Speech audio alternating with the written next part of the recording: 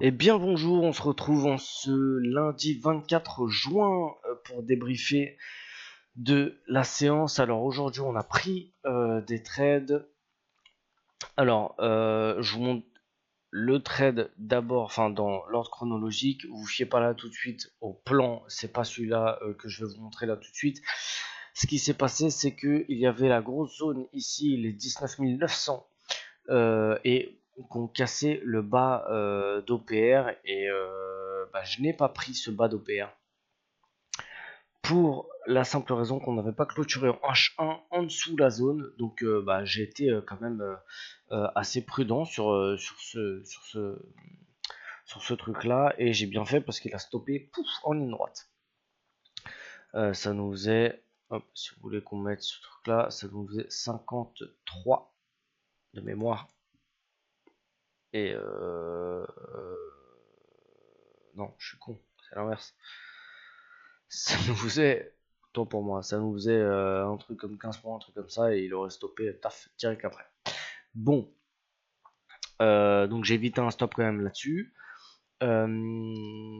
Et après, on a glissé sur le Dow Jones, et j'ai vu une magnifique bulle. La petite bulle M5. Alors pour vous dire la vérité, je suis rentré beaucoup plus haut que la validation de la bulle. Pourquoi parce que j'étais pas prêt. Voilà, un très gros manque de préparation à ce moment-là. J'avais pas préparé les ordres.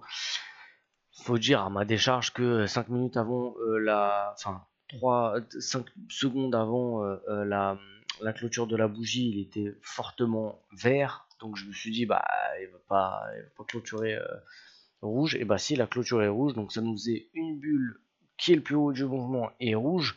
Donc il fallait que je rentre. Je rentrais finalement, au lieu de rentrer à la clôture, c'est-à-dire les 52, je suis rentré à 67.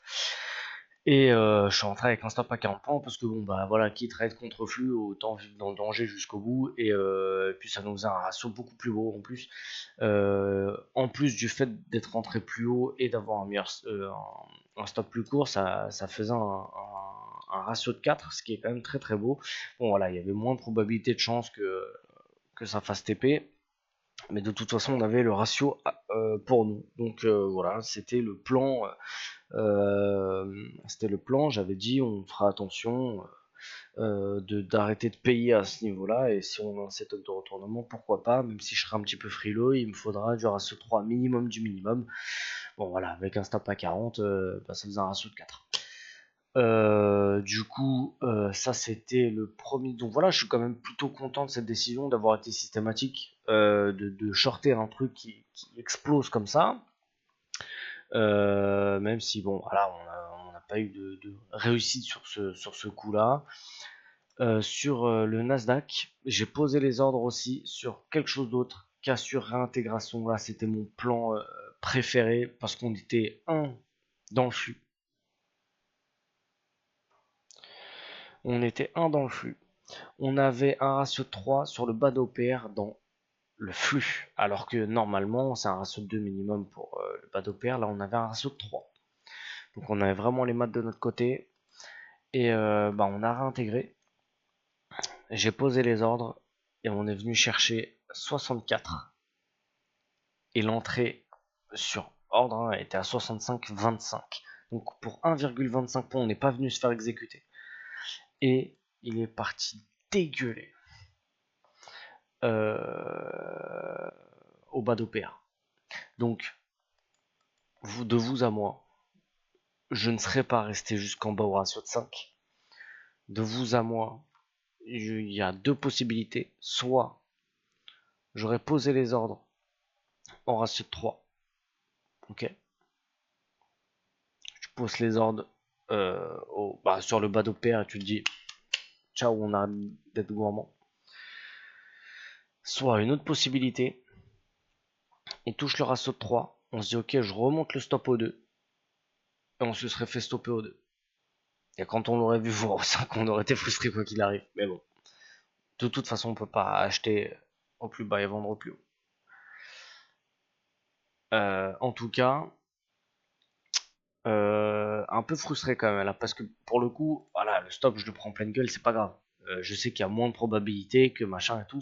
Là, pour le coup, j'ai la bonne vision, le bon setup au bon moment et on se fait pas exécuter pour 1,25 points. En vrai, c'est relou. Mais je suis quand même très content de voir que ce que ça fait, ce que j'ai vu, ça pouvait marcher, quoi. Il manquait juste un petit coup de réussite, entre guillemets. Voilà, donc la session fait un stop loss, fait moins un R, ce qui est relou, ce qui est pas une catastrophe non plus.